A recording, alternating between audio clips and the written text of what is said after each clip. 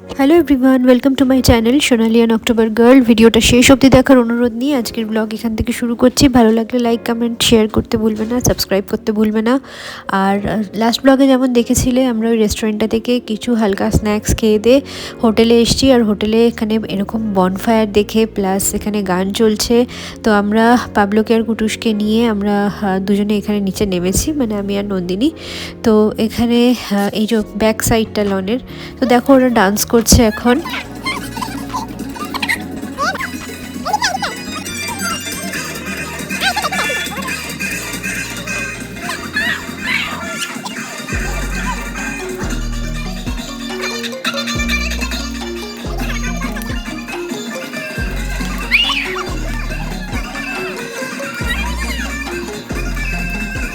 লাস্টবার যখন আমি দার্জিলিং এসেছিলাম মার্চ মাসে, সেই ব্লগটা দেখলে তোমরা বুঝতেই পারবে যে তখন দিনের বেলা আমি এখানকার একটা ভিডিও বানিয়েছিলাম। তখন একটা বেশ গা ছমছমে ভাব লাগছিল দিনের বেলাতেই, বাট সন্ধেবেলা এখন পরিবেশ টোটালি আলাদা। বাচ্চাদের নাচ প্লাস গান চলছে প্লাস বনফায়ারের আগুন, তো দুর্দান্ত ব্যাপার হচ্ছিল। এখন আমরা রুমে চলে এসেছি, আর পাবলো দেখো ওর বাবাকে কেমন কপি করছে। হোটেলের মেনু কার্ডটাকে ও ল্যাপটপ বানিয়েছে।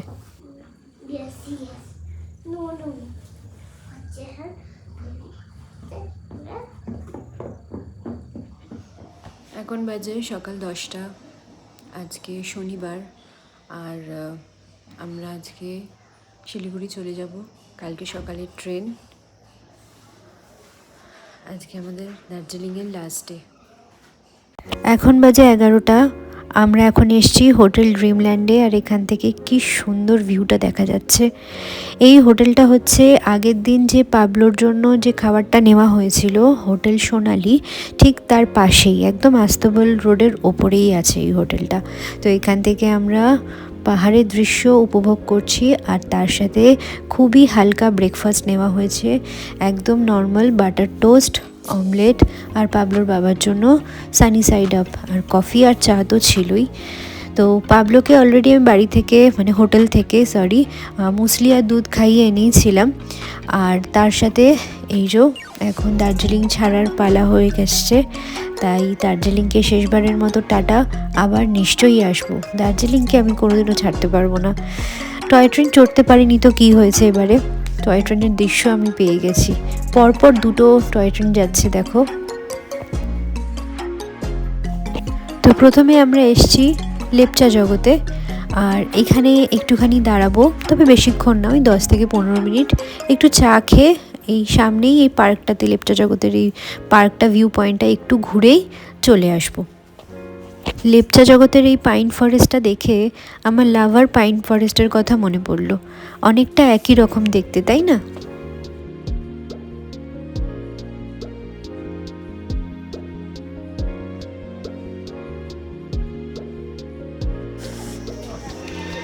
দেখ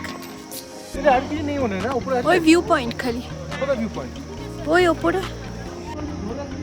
হ্যাঁ,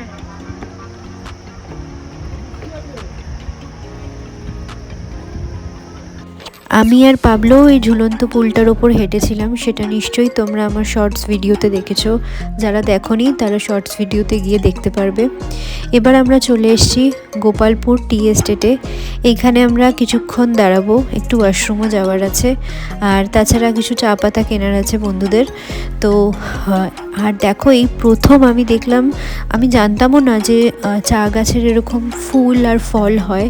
তো প্রত্যেকটা চা গাছের মধ্যে আমি এরকম দেখো, এই দেখো একটা কুঁড়ি, এরপর প্রত্যেকটা গাছের মধ্যে দেখো ভেতরে ভেতরে সাদা সাদা ফুল আছে, ছোট্ট ছোট্ট ফলও আছে। কিন্তু আমি এখানে এসে একটাও ফটো তুলতে পারিনি, কারণ আমার পুরো জামাটা নষ্ট হয়ে গেছিলো। তার কারণ হচ্ছে পাবলো আমার কোলে বমি করে দিয়েছিল। আসলে বাচ্চা মানুষ ঘুমোচ্ছিল, হঠাৎ করে উঠেই শরীরটা ভীষণ অস্বস্তি হয়, আরও আমার গায়ের মধ্যেই বমি করে দেয়। তা যাই হোক, আমি ফটো তুলতে পারিনি তো কি হয়েছে, জায়গাটার তো স্মৃতি বহন করে নিয়ে এসেছি আমার এই ক্যামেরার দ্বারা, তো যেটা তোমাদের সাথে আমি এখন শেয়ার করছি। তো যাই হোক, এমনি সুস্থই আছে পাবলো, কোনো অসুবিধা সেরকম কিছু হয়নি, জাস্ট একটুখানি পিউক করে বের করে দিয়েছিল আর কি। তো যাই হোক, অসুবিধা নেই। এবার আমরা যাচ্ছি মিরিকের রাস্তায়। তো মিরিকে আমি এই প্রথমবার যাচ্ছি, আর ইচ্ছা আছে মিরিক লেকটা ঘোরার, তবে জানি না ওটা খোলা থাকবে কিনা বন্ধ। আমরা ওখানে গিয়ে আগে খাওয়া দাওয়া করব, কারণ আমাদের প্রচুর খিদে পেয়ে গেছে, অনেকটা বেলা হয়ে গেছে, প্রায় বিকেল হওয়ার মুখে, বাচ্চাগুলোরও খিদে পেয়েছে। তো এখন আমরা চলে এসেছি মিরিকে, আর এখানে আমরা একটা জায়গায় বসে একটু খেয়ে নেব। আর যেই হোটেলটা থেকে খাওয়া দাওয়া করেছি, খুবই ভালো খাওয়া দাওয়া ছিল, একদম ঘরের মতো। বাট আনফর্চুনেটলি অ্যাজ ইউজুয়াল মিরিকের লেকটা পুরো বন্ধ। আর এটা মিরিকের লেক নয়, মিরিকের লেকটা হচ্ছে ওই সাইডটা, এটা একটা ছোট্ট ঝিল মতো আছে। তো বন্ধ হয়েছে তো কী হয়েছে, আমি গেটের ভেতর থেকেই হাত ঢুকিয়ে ভিডিও করে নিয়েছি। আর ওই যে মিরিকের ভিউ পয়েন্টটা, তো যাই হোক, কিছু করার নেই আর। আর এখান থেকেই এই লেকটাই পুরোটা কানেক্ট হচ্ছে মিরিক লেকের সাথে। তো আমরা এখান থেকে হাঁটতে হাঁটতে দেখলাম ওখানে একটা মেলা হচ্ছে, তো যাওয়া যাক।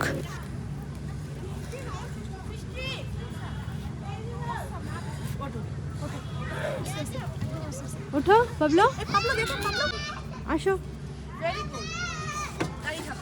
চলো আসো, আমি ধরে নেবো, আসো। Very good, very good.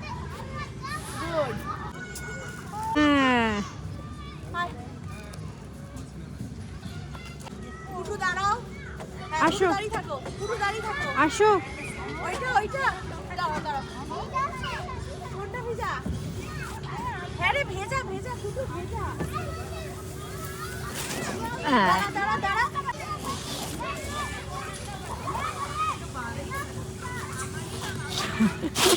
পেট ভরে খাওয়া দাওয়া করে দোলনা চড়ে, মানে বাচ্চারা দোলনা চড়েছে, তারপর আবার গাড়িতে উঠে বসলাম। এবার যাচ্ছি ডিরেক্ট শিলিগুড়ির পথে। আর রাস্তাঘাট একদম অন্ধকার হয়ে গেছে, অনেকটাই শিলিগুড়ির রাস্তায় চলে এসেছি। ওই যে শহরটা দেখা যাচ্ছে শিলিগুড়ি, এখনও অনেকটা রাস্তা বাকি আছে। বাকি অংশটা পরের ব্লগের জন্য তুলে রাখলাম। আশা করি ভিডিওটা লাস্ট অবধি দেখবে। ভালো লাগলে অবশ্যই লাইক কমেন্ট শেয়ার করতে ভুলবে না, আর আমার চ্যানেলটাকে সাবস্ক্রাইব করতে ভুলবে না। তো ফাইনালি আমরা শিলিগুড়ি পৌঁছে গেছি, বাকিটা পরবর্তী ব্লগে দেখতে পাবে। টাটা।